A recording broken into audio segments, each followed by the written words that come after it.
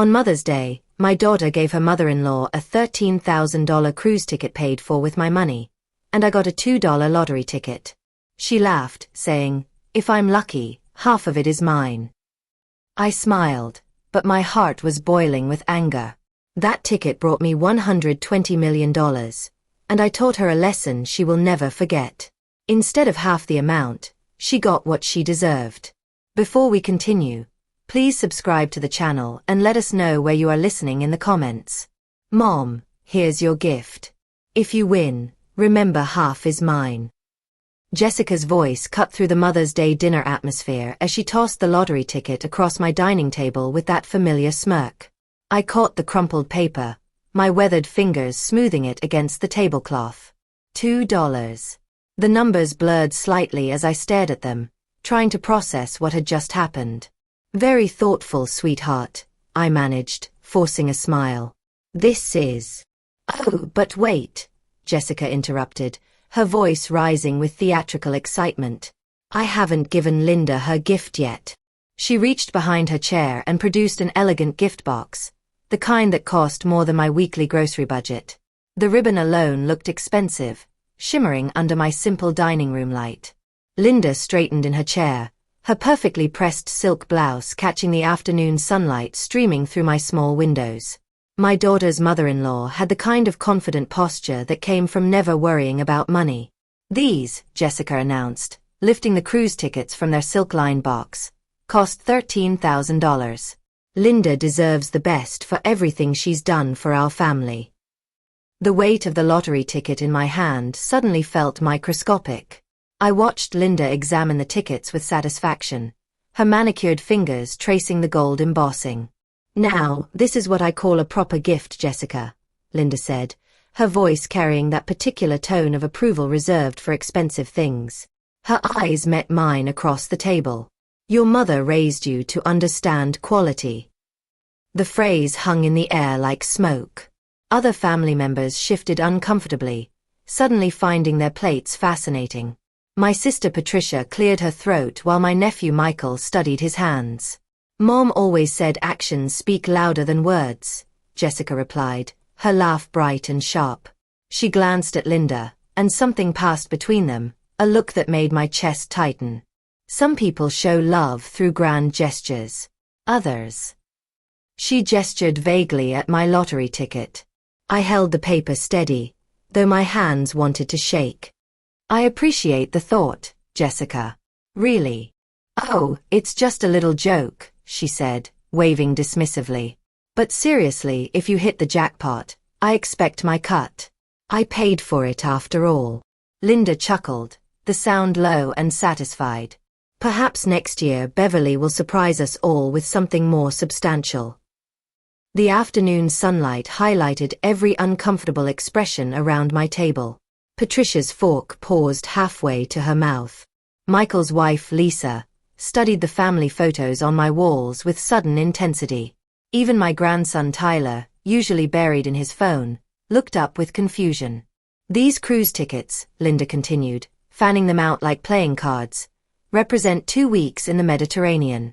First-class accommodations, private balcony, all meals included. The kind of experience that creates lasting memories."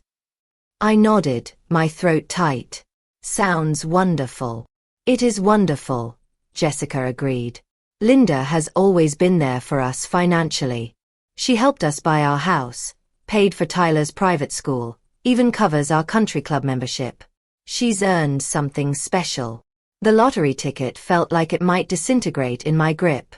I remembered the double shifts I'd worked at Thompson's Auto, managing the books and the office, staying late to balance accounts and process payroll. The overtime hours I'd put in, all to pay for Jessica's college education. The nights I'd fallen asleep in my chair, too tired to make it to bed after working 16-hour days to afford her textbooks.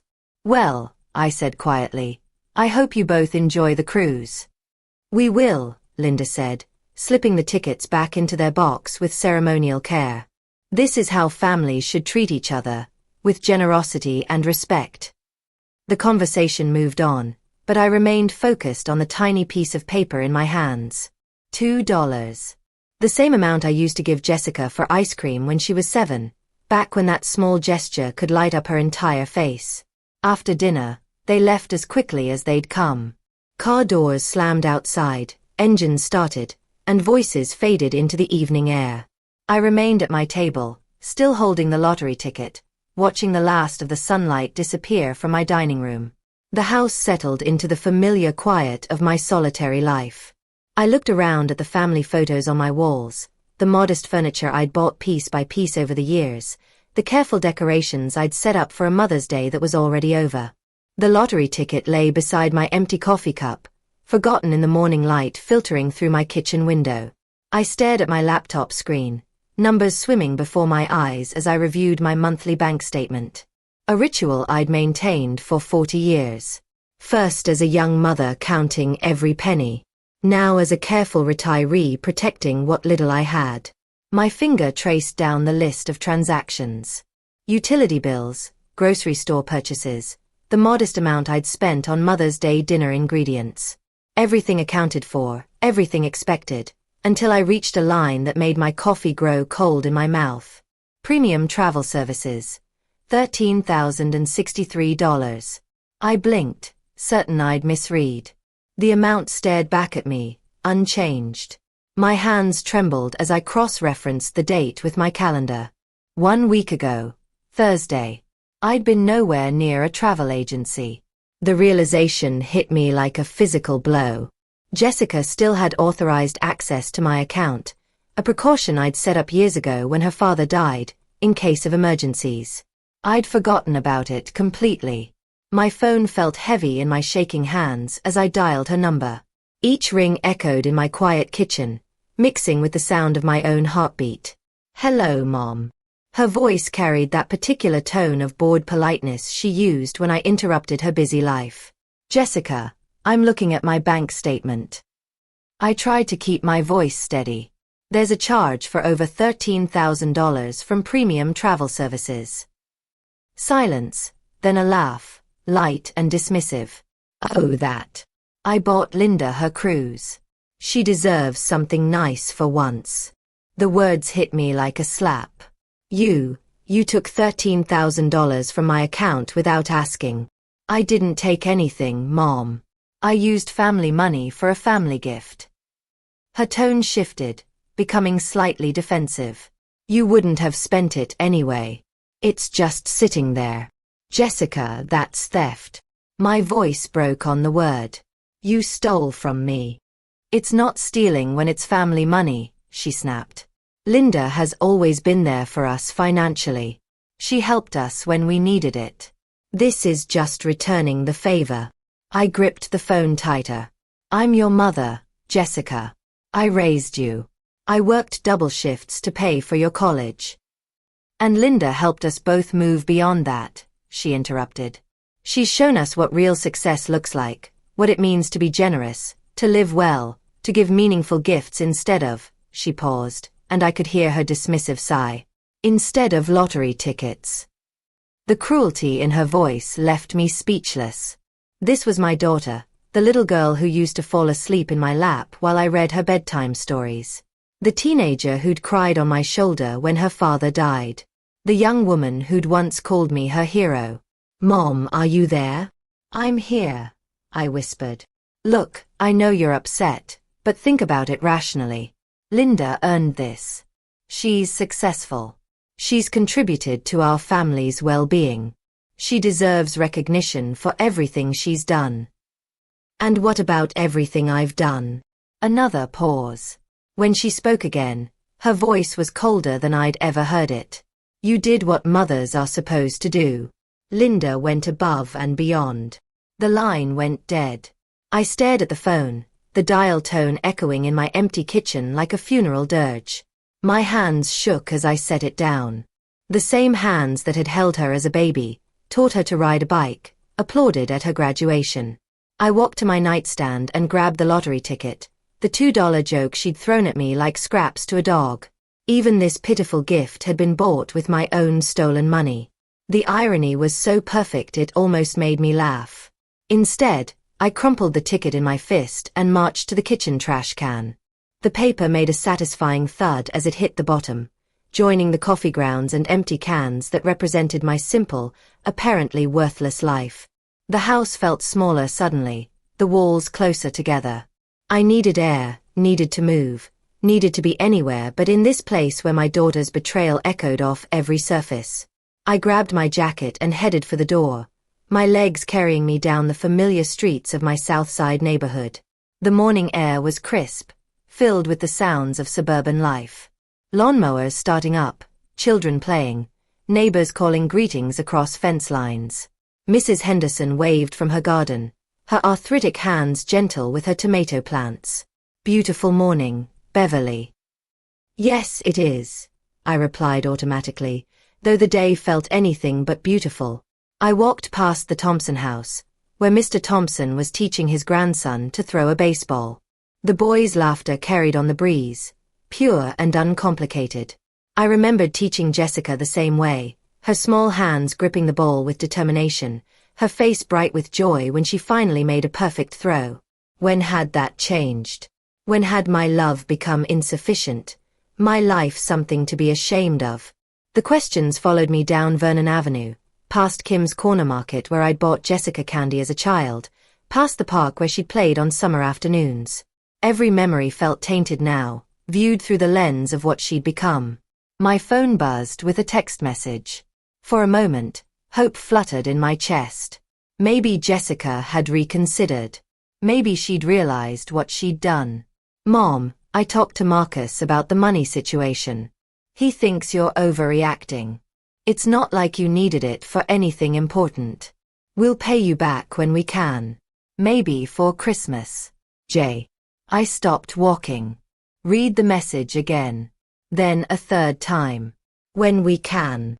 As if $13,000 was pocket change. As if my financial security was negotiable. As if I should be grateful for the possibility of eventual repayment. The phone rang before I could respond. My sister Patricia's name appeared on the screen. Beverly, are you okay? Jessica called me.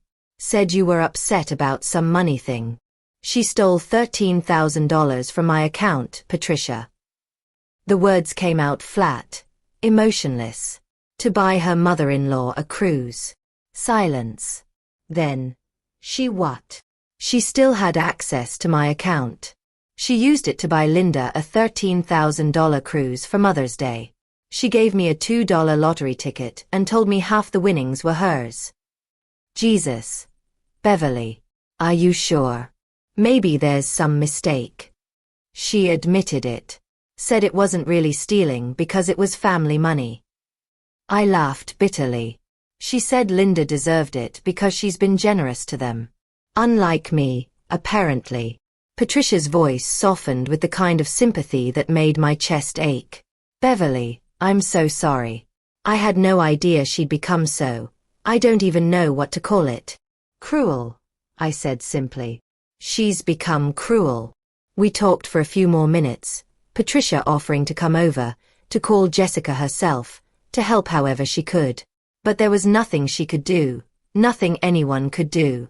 My daughter had shown me exactly what I meant to her, and no amount of intervention could change that truth.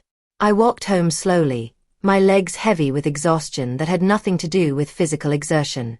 The house felt different when I entered, smaller, shabbier, marked by the kind of poverty that comes from being seen through someone else's dismissive eyes. The trash can in my kitchen held the crumpled lottery ticket, a reminder of the joke that had started this whole nightmare. I stared at it for a long moment, remembering the weight of those $2 in my hand, the laughter in Jessica's voice as she tossed it across the table. Tomorrow, I would call the bank. I would revoke her access to my account, take the steps I should have taken years ago. But tonight I would sit in my quiet house and mourn the daughter I'd lost, the relationship that had died somewhere along the way without my noticing. The lottery ticket remained in the trash, forgotten and worthless, while I grieved for something far more valuable that I'd already lost. But the next morning arrived with the kind of brutal clarity that follows a sleepless night. I sat at my kitchen table, coffee growing cold, as I stared at the bank's phone number written on a piece of paper. My hands felt steady for the first time in 24 hours. First National Bank Customer Service. This is Rebecca. How can I help you? I need to revoke authorized access to my account, I said. Someone has been making unauthorized purchases. The conversation was surprisingly simple. Rebecca's voice carried professional sympathy as she walked me through the process. Within 15 minutes, Jessica's access was terminated, new security measures were in place, and I felt something I hadn't experienced in years, the solid certainty of protecting myself. Is there anything else I can help you with today, Mrs. Woods? No, that covers it. Thank you. I hung up and looked around my kitchen with new eyes. The modest space felt different. Not shabby, but honest. Clean. Mine. My gaze fell on the trash can, and I remembered the lottery ticket lying crumpled among the coffee grounds. The $2 joke that had started this whole mess, purchased with my own stolen money and thrown back at me like I was some kind of charity case. I walked over and stared down at the crumpled paper. Even this pathetic gesture had been bought with money taken from my account without permission. The irony was almost laughable. With sudden decisive anger, I grabbed the ticket and smoothed it out on my counter. The numbers stared back at me. 7-14-23-35-42, Powerball 18. I memorized them, these digits that represented everything wrong with my relationship with my daughter.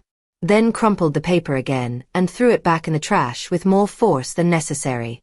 The morning stretched ahead of me, empty and quiet.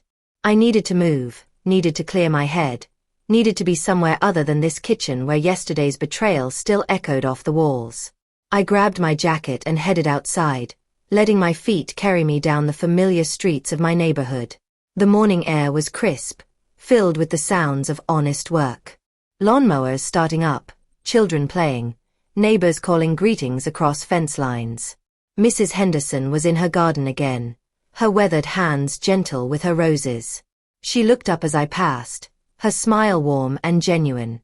Morning, Beverly. You're out early today. Couldn't sleep, I said, pausing at her fence. Thought a walk might help. She nodded knowingly. Sometimes the best thinking happens when your feet are moving. My Harold used to say that. Her late husband had been a good man, a mechanic who'd worked with his hands and treated people with respect. The kind of man who understood that character mattered more than bank accounts. He was right about that, I said. I continued walking past the Thompson house, where Mr. Thompson was washing his car with his grandson's help. The boy was more interested in splashing water than cleaning, but Mr. Thompson didn't seem to mind. Their laughter carried on the breeze, uncomplicated and pure. 2 blocks down, I passed Kim's Corner Market where I'd bought Jessica candy as a child. The owner, Mr. Kim, was arranging fruit in his window display, each apple and orange placed with care. He'd been here for 30 years, serving the neighborhood with quiet dignity, never getting rich, but never compromising his principles either. These people understood something Jessica had forgotten, that there was honor in honest work, in treating people with respect, in building relationships based on something more substantial than financial gain. My phone buzzed with a text message. For a moment, hope fluttered in my chest. Maybe Jessica had reconsidered. Maybe she'd realized what she'd done.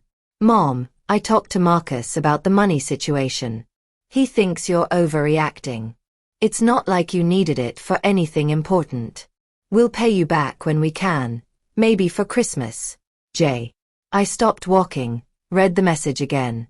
The casual dismissal of my financial security, the assumption that $13,000 was somehow unimportant to me, the vague promise of eventual repayment. It all crystallized into a moment of perfect clarity. This was who she had become. This was what I meant to her. I deleted the message without responding and kept walking. The familiar streets of my neighborhood wrapped around me like a comfortable blanket, filled with the sounds and sights of people living honest lives. Whatever happened next, I would face it on my own terms, with my dignity intact. The trash can in my kitchen held the crumpled lottery ticket, forgotten and worthless, while I walked toward whatever came next with my head held high. 3 days had passed since I'd taken control of my finances. 3 quiet days of morning coffee, simple meals, and the kind of peace that comes from knowing you've done the right thing. I was stirring scrambled eggs in my cast iron skillet when the phone shattered the silence with its shrill demand for attention. "Mom, what the hell did you do to my card?" Jessica's voice exploded through the receiver before I could even say hello. "It was declined at Macy's. Do you have any idea how embarrassing that was?" I set down my spatula carefully, my hand surprisingly steady. "I removed your access after you stole $13,000 from my account." "I didn't steal anything." Her voice pitched higher, that familiar tone she'd used as a teenager when caught in a lie. "That money was for family, for someone who actually contributes to this family." "You didn't ask permission, Jessica. You just took it." Through the phone, I could hear the rustle of shopping bags, the distant hum of mall traffic. She was calling me from the parking lot of whatever expensive store had just humiliated her. I was standing there with an $800 handbag, Mom. $800. The sales associate ran my card 3 times before telling me in front of everyone that it was declined. Other customers were staring. I looked like some kind of common person who can't afford her purchases. The way she said common person made my chest tighten, as if being unable to afford $800 handbags was some kind of moral failing. "I'm sorry you were embarrassed," I said quietly. "But that doesn't change what you did." "What I did?" She laughed, but there was no humor in it. "What I did was treat Linda with the respect she deserves, something you've never learned to do."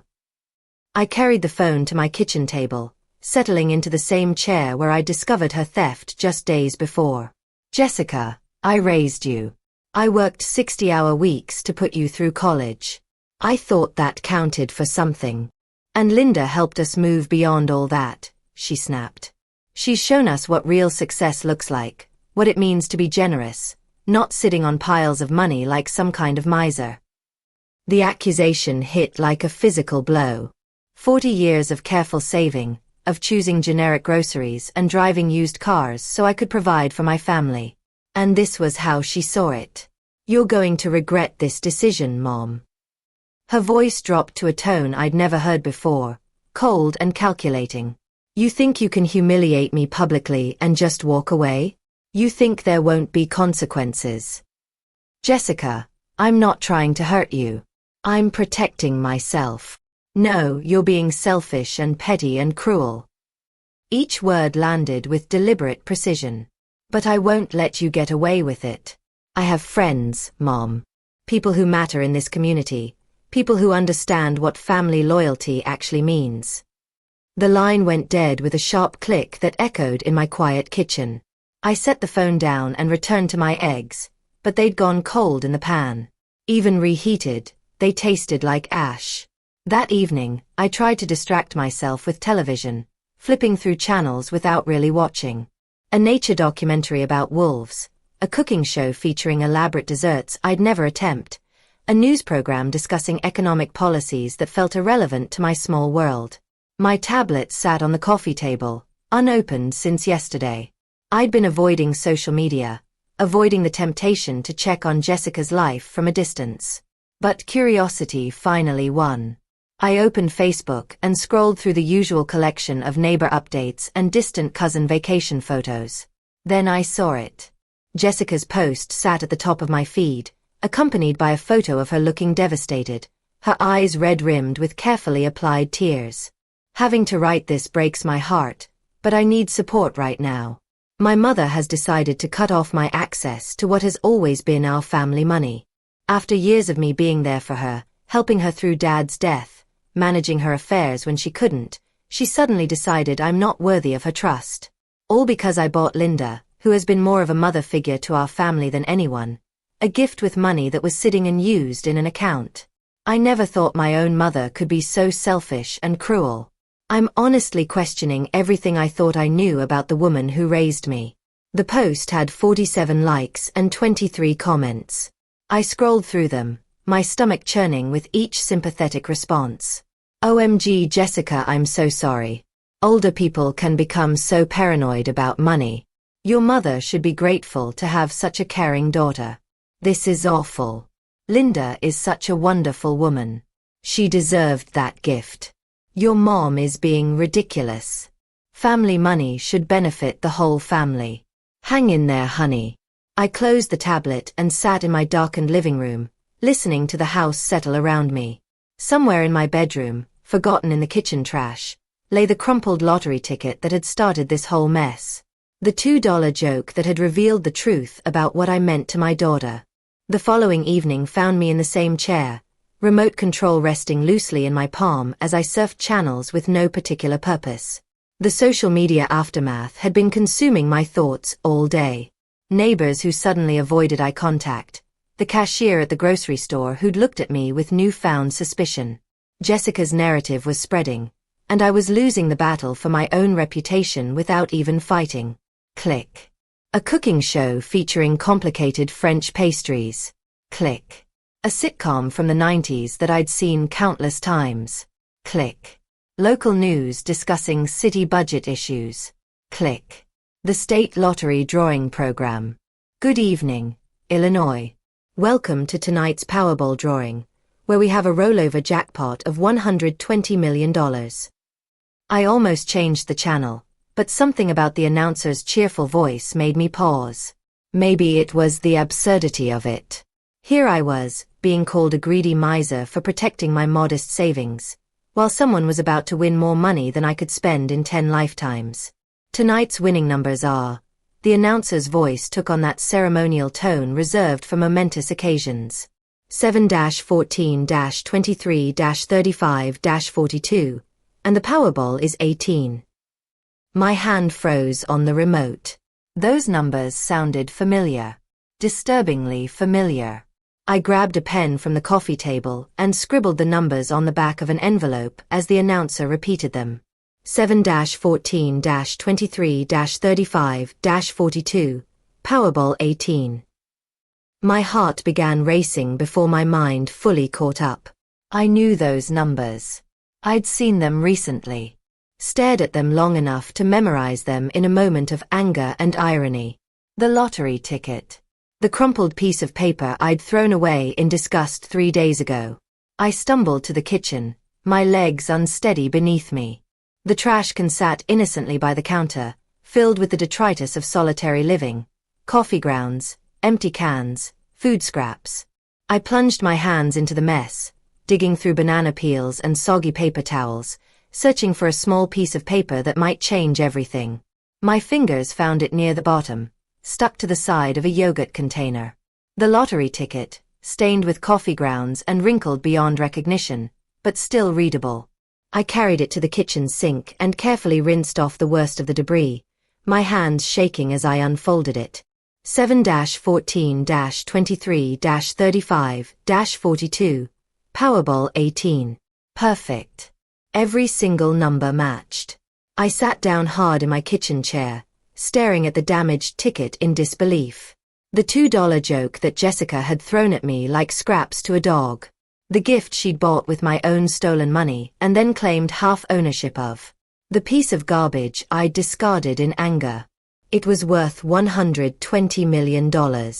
I called the lottery hotline with trembling fingers, following the automated prompts to verify the winning numbers. The mechanical voice confirmed what I already knew. The winning Powerball numbers for tonight's drawing are 7-14-23-35-42 with Powerball 18. The jackpot amount is $120 million. I hung up and looked around my modest kitchen with new eyes. The outdated appliances, the worn linoleum floor, the simple table where I ate my solitary meals. All of it suddenly felt surreal, like a movie set about to be struck and replaced with something entirely different. The lottery ticket lay on my table, still damp from its rescue from the garbage, still creased with the force of my angry disposal. Jessica's voice echoed in my memory. If you win, remember half is mine. I barely slept that night, alternating between checking the lottery ticket for the 100th time and staring at my ceiling in disbelief. By morning, I'd convinced myself it had to be a mistake, a hallucination brought on by stress and social isolation. But the numbers remained the same, and the ticket, despite its journey through my garbage, was undeniably real. The Illinois State Lottery offices in downtown Chicago were more impressive than I'd expected. Glass and steel reaching toward gray March clouds, with security guards and an atmosphere of serious business. I clutched the ticket in a plastic sleeve, my palms sweating despite the cool morning air. Mrs. Woods. The lottery official, a woman named Janet Martinez, smiled professionally as she examined my bedraggled ticket. This is quite a story. Found it in your trash. Threw it away in anger, I admitted. My daughter bought it as a Mother's Day gift, but the circumstances were complicated. Janet nodded without judgment, placing the ticket under some kind of specialized scanner. We see all kinds of situations here. The important thing is verification, and I'm happy to tell you, Mrs. Woods, that this is indeed a winning ticket. The words seemed to echo in the sterile office space. I gripped the arms of my chair, afraid I might float away. However, Janet continued, our verification process takes 48 hours for prizes of this magnitude. We need to confirm the ticket's authenticity through multiple security measures, prepare the legal documentation, and arrange for the payout process. I nodded numbly, signing papers and providing identification, barely processing the cascade of information about taxes, payment options, and publicity procedures. By the time I left the lottery office, my head was swimming with figures and legal terminology. But one fact remained crystal clear. I was worth $120 million. The drive home passed in a blur of familiar streets that suddenly felt foreign. Everything looked the same. Kim's Corner Market, Mrs. Henderson's Rose Garden, the elementary school where Jessica had learned to read. But I felt like an alien visitor observing someone else's life. I'd been home less than an hour when Jessica's car screeched into my driveway. She burst through my front door without knocking, her face flushed with excitement and determination. Mom, I heard about the lottery. Some woman at the salon knows someone who works at the commission. She saw your name on the winners list. I remained seated at my kitchen table, the official lottery paperwork spread before me like evidence in a trial. Hello, Jessica. Don't hello me. She practically vibrated with energy. Do you realize what this means? We're millionaires. Remember what I said? Half is mine. That was a gift, Jessica. My voice came out calmer than I felt. You can't take back a gift.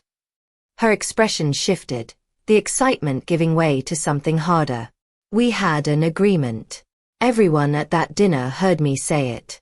Witnesses. Mom. Legal witnesses. You threw that ticket at me like garbage, I said quietly. You bought it with money you stole from my account. It was never about sharing anything. Stole. Her voice pitched upward. I used family money for a family purpose, and now you're trying to cheat me out of what's rightfully mine. I looked at my daughter, really looked at her, and saw a stranger. The little girl who used to climb into my lap for bedtime stories had been replaced by someone I didn't recognize, someone whose first thought upon hearing of my good fortune was how much of it belonged to her. The ticket was a gift, I repeated. Whatever your intentions, whatever you said, it became mine the moment you gave it to me. I'll sue you. She slammed her hand on my table, making the lottery papers jump. I'll prove that ticket belongs to me. I'll take you to court and make sure everyone knows what kind of woman you really are. And what kind of woman am I, Jessica? She paused, her chest heaving with anger. For a moment, I saw something flicker across her face. Recognition maybe, or shame, but it passed quickly, replaced by cold determination. The kind who steals from her own daughter. She stormed out as dramatically as she'd arrived, her parting shot hanging in the air like smoke. I listened to her car engine roar to life and fade into the distance, then looked down at the official documentation confirming my lottery win. $120 million. More money than I could spend in 10 lifetimes. And all I felt was tired. I woke to the sound of my phone buzzing incessantly on the nightstand. 15 missed calls, 12 text messages, and a cascade of social media notifications that made my stomach lurch before I was fully conscious. The first Facebook post appeared at 6:47 a.m., time-stamped just as most people were starting their day with coffee and morning news. Urgent. My mother has stolen my lottery ticket and is claiming the entire jackpot for herself. This is the same woman who cut off my access to family money and publicly humiliated me. The ticket was my gift to her with the clear understanding that winnings would be shared. This is elder abuse in reverse. When elderly people become so obsessed with money they'll cheat their own children. Please share this post. I need people to know the truth about what's happening. The post included a photo of me from last Christmas, looking serious and somewhat stern in my holiday sweater. Below it, comments were already accumulating like digital wildfire. But Jessica hadn't stopped there. Her Instagram featured a tearful video of her sitting in her car, mascara running down her cheeks as she spoke directly to the camera. I don't usually air family business like this, but I'm desperate. My own mother has stolen my lottery ticket, literally stolen it, and now she's claiming the entire $120 million for herself. I bought that ticket as a Mother's Day gift. I jokingly said, half is mine, because that's what you do with family, right? You share. But apparently my mother heard that as a legal challenge instead of a daughter's love. Marcus had coordinated his own campaign across LinkedIn and Facebook, his posts carrying the weight of professional credibility. Witnessing financial elder abuse is devastating, but reverse elder abuse is equally damaging to families. When elderly individuals become obsessed with money to the point of betraying their children's trust and generosity, we all lose. My wife is heartbroken by her mother's greed. The lottery ticket was purchased as a gift with clear verbal agreements about sharing, yet she claims exclusive ownership. This behavior destroys families and communities. My phone rang again. Patricia. Beverly, what in God's name is happening? My neighbor just called asking if you really stole Jessica's lottery ticket. Social media is going crazy. I explained the situation as simply as I could. But even to my own ears, it sounded complicated. Yes, Jessica had bought the ticket. Yes, she'd made jokes about sharing winnings. Yes, I had actually won. No, I didn't believe I owed her anything. But Beverly, Patricia said gently, she did buy it for you. With money she stole from my account, I reminded her. By noon, the story had gone viral in our small corner of the internet. Local Facebook groups buzzed with debates about family loyalty, legal obligations, and moral responsibilities. The neighborhood app next door featured heated discussions about the greedy lottery winner on Vernon Avenue. I made the mistake of reading comments on Jessica's posts. This is disgusting. How can a mother do this to her daughter? Lawyers need to get involved. This is theft, plain and simple. I know this family. The daughter has always been so generous and kind. The mother has always been weird about money. Team Jessica all the way. No way should an old woman keep money that belongs to her daughter. Marcus's professional network had mobilized too. Colleagues from his investment firm shared his posts with serious commentary about family values and financial ethics.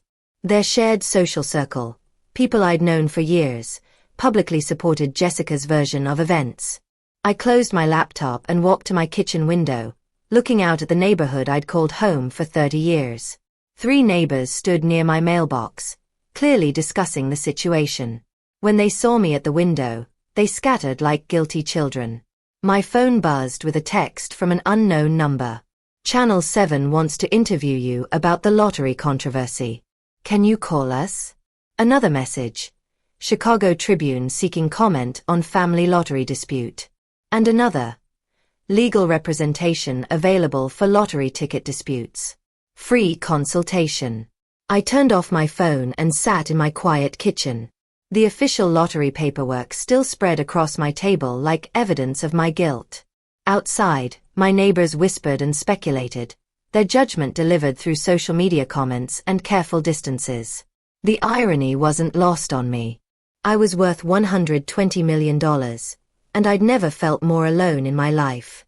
The morning light filtered through my kitchen window as I spread printed copies of Jessica's social media posts across my table like evidence in a trial. Each comment, each share, each supportive response felt like another nail in the coffin of my reputation. My landline phone rang, cutting through the silence with its old-fashioned mechanical bell. The caller ID showed a number I didn't recognize, but something about its pattern suggested a business line. Mrs. Woods, this is Raymond Johnson, Marcus's father. The voice was measured, professional, carrying the kind of authority that came from years of boardroom negotiations. I believe we need to talk. I gripped the receiver tighter. I'm not sure what there is to discuss, Mr. Johnson. There's quite a lot, actually. A pause, then. Could we meet this morning? Say Rosie's Family Restaurant on King Drive. In an hour. Rosie's was a modest family restaurant where I sometimes went for their Saturday morning special.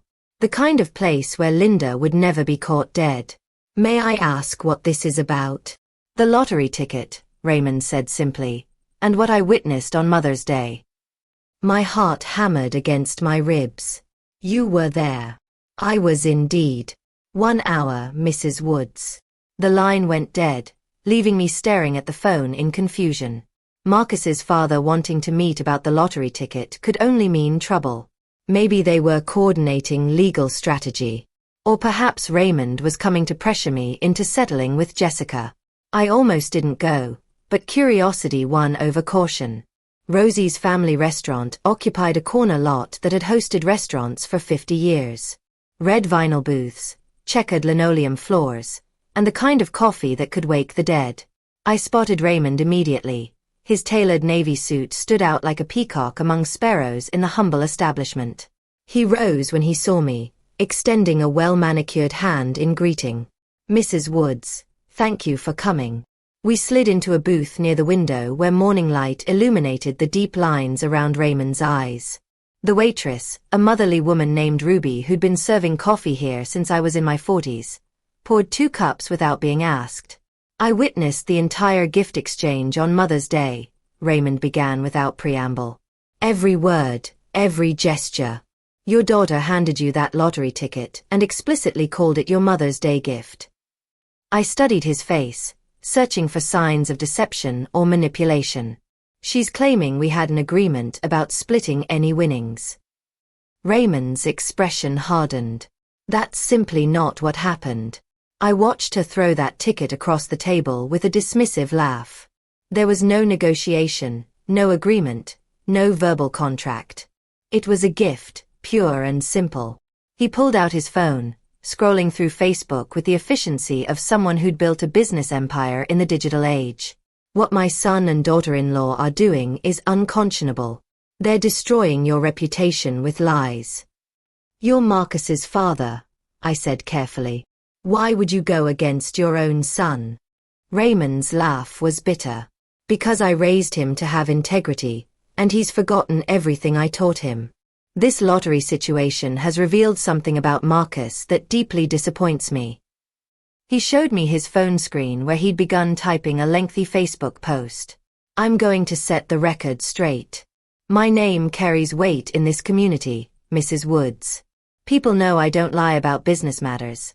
And this is exactly that, a matter of legal ownership and ethical behavior. I read over his shoulder as he refined his statement. As a witness to the Mother's Day gathering at Beverly Woods' home, I feel compelled to address the current social media controversy. I personally observed Jessica Johnson purchase and present a lottery ticket to her mother as a Mother's Day gift.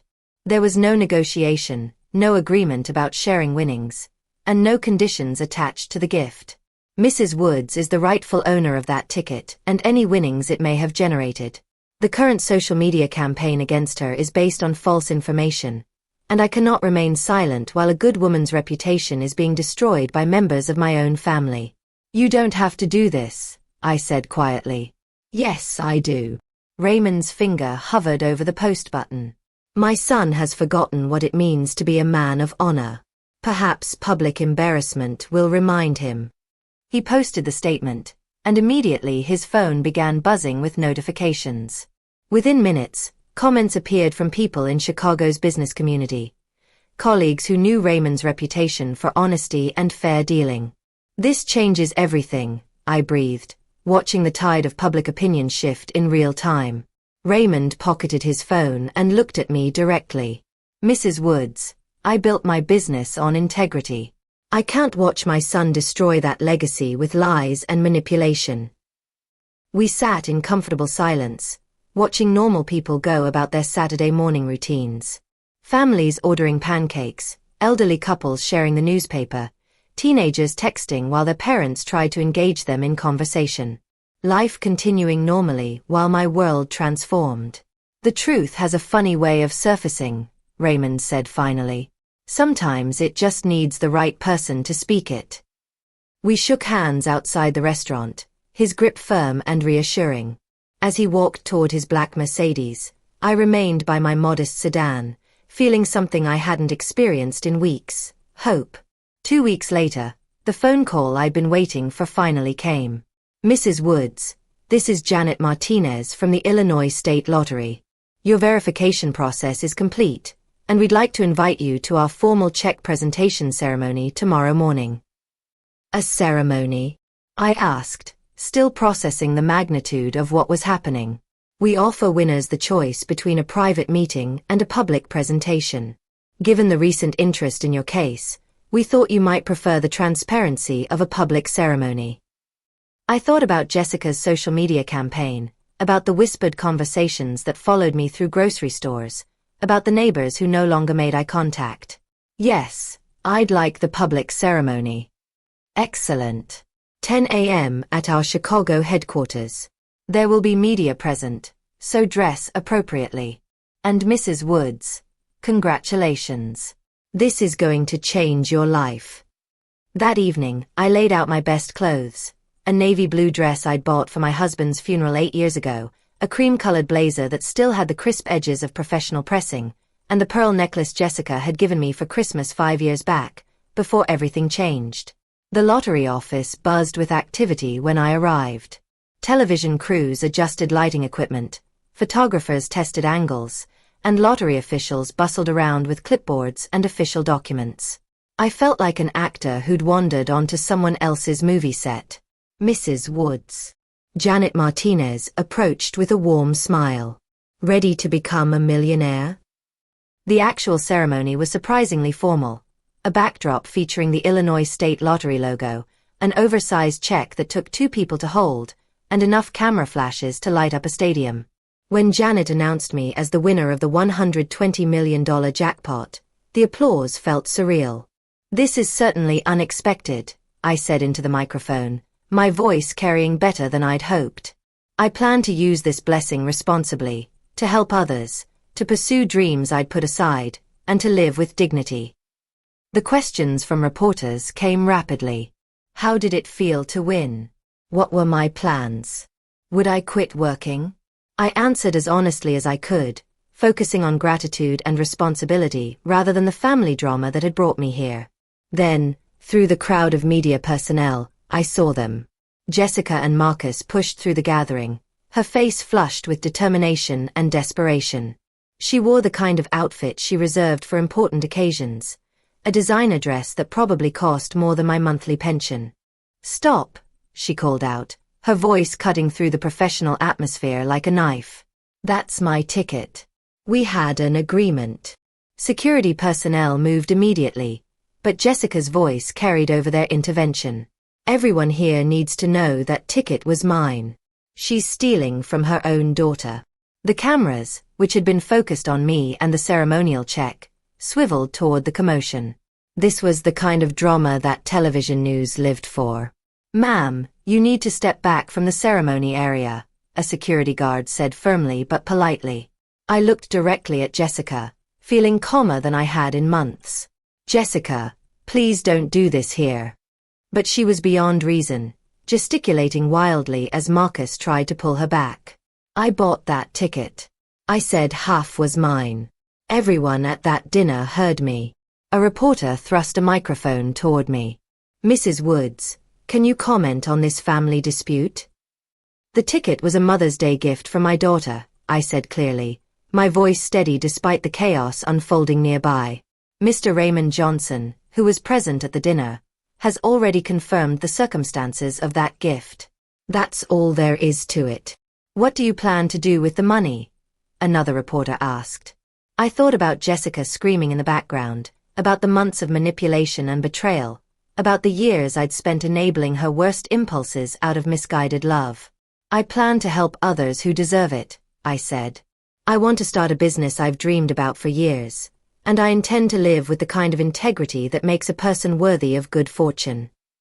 The ceremony concluded with handshakes and official paperwork, while Jessica and Marcus stood by their BMW in the parking lot, arguing with each other. I could see Marcus's gestures growing more animated, his voice rising to match hers. I walked to my car, carrying the ceremonial check and official documentation that made me one of the wealthiest women in Illinois. As I drove away, I glimpsed them in my rearview mirror, still arguing beside their expensive car, their relationship fracturing under the weight of their own greed. For the first time in months, I smiled.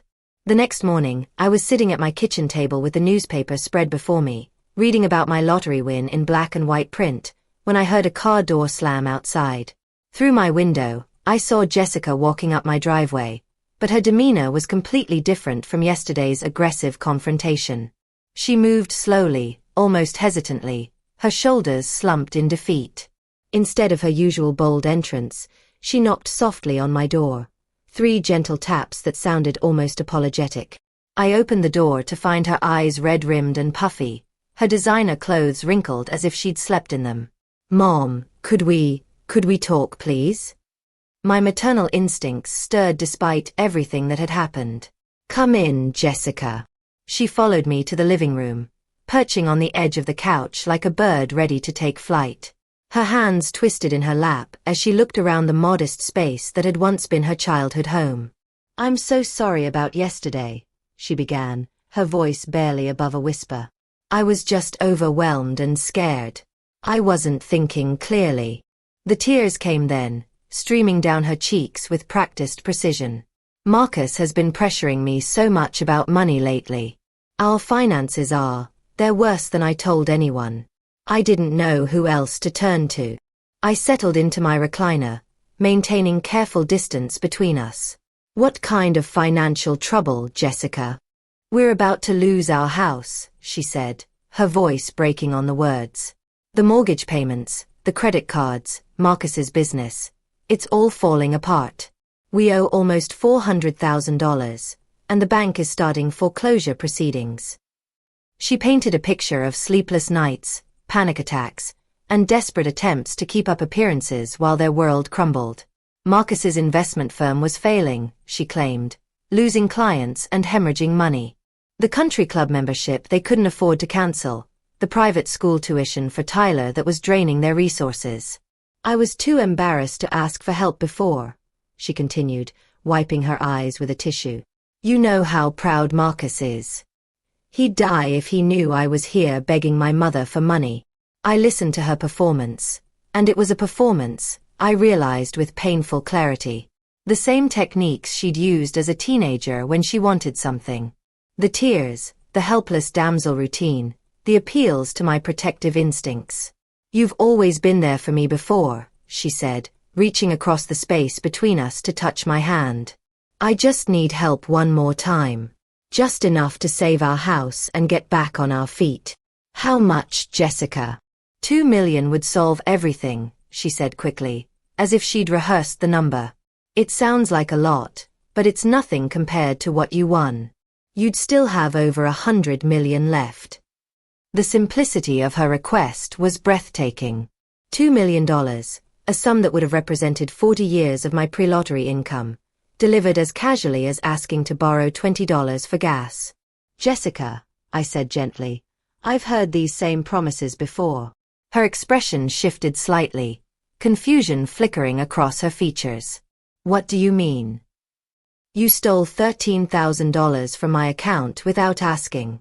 You publicly humiliated me on social media. You tried to take my lottery ticket by force." I kept my voice calm, factual. "Now you want me to reward that behavior by giving you $2 million. This is different." The tears came faster now, more desperate. "I was wrong before. I admit that. But we're talking about losing everything, Mom. Our house, our life, Tyler's education. You need to learn to solve your own problems." The words hung in the air between us like a challenge. Jessica's face transformed, the mask of vulnerability slipping to reveal something harder underneath. "You're really going to do this?" she asked, her voice taking on a familiar edge. "You're going to let your own daughter lose her house while you sit on $100 million? I love you, Jessica, but I won't enable your choices anymore." She stood abruptly, pacing to the window and back. "Fine. Fine. But don't expect to be part of Tyler's life going forward. Don't expect Christmas visits or family dinners or phone calls when he graduates high school." The threats came faster now, each one designed to hit my deepest fears about isolation and family loss. No grandchildren at my funeral. No relationship with future generations. A lonely old woman dying alone because she was too selfish to help her only child. "If that's your choice," I said quietly, "I'll have to accept it." The finality in my voice seemed to shock her. She stared at me for a long moment, perhaps recognizing that her manipulation toolkit had finally met its match. "You've changed," she said, her voice cold with disappointment. "Money has made you cruel." "No, Jessica. Money has made me free." She stormed out without another word, her footsteps echoing on my front walkway as she marched to her car. I stood at my front window, watching her drive away with visible anger, her tires squealing as she peeled out of my driveway. I turned away from the window and looked around my quiet home, feeling a mixture of sadness and relief. The little girl who used to fall asleep in my lap reading stories was gone, replaced by someone I didn't recognize and couldn't save. I walked to my kitchen to make tea, my movements calm and purposeful. For the first time in years, my home felt truly peaceful. 3 months later, I stood in my empty living room, holding my phone as movers loaded the last boxes. I scrolled to Jessica's contact and selected, "Block this number." Some bridges, once burned, weren't meant to be rebuilt. The drive to Detroit took 3 hours through rolling countryside. In this new city, I would be simply Beverly Woods, new resident, not the lottery winner from the news. My house sat on a quiet street 3 hours from Chicago, far enough that unexpected visits would require real commitment. Thompson's Classic Auto Restoration had been for sale for months. When I walked through the shop, inhaling the familiar scent of motor oil and polish, I knew I'd found my purpose. "You sure you want this much work?" asked Tom Thompson, gesturing at project cars filling his bays. "Most folks your age are thinking about slowing down." I ran my hand along a 1967 Mustang's fender. "I'm just getting started." Within a week, Thompson's became Wood's Classic Auto Restoration. I hired 3 local mechanics and established the supporting Single Mothers Foundation, remembering my own struggles after my husband's death. Evenings in Detroit were peaceful. I could walk without whispered conversations following me. The local diner served coffee without gossip about my personal life. "Settling in okay?" asked Grace, my neighbor, bringing homemade cookies. "Neighborhood's quiet, but we look out for each other." "Quiet is exactly what I hoped for," I told her. The shop became my sanctuary. Working alongside younger mechanics, I rediscovered satisfaction in solving problems with my hands rather than my checkbook. We restored a 1955 Chevrolet to mint condition. The owner wept when he saw it, and I understood completely. I thought about Jessica sometimes, but without the sharp pain. The money hadn't changed me. It revealed what I'd always been underneath years of enabling. My phone rang occasionally with unknown numbers I suspected were her, but I let them go to voicemail. On Thursday evening, I locked up after completing a 1969 Camaro restoration.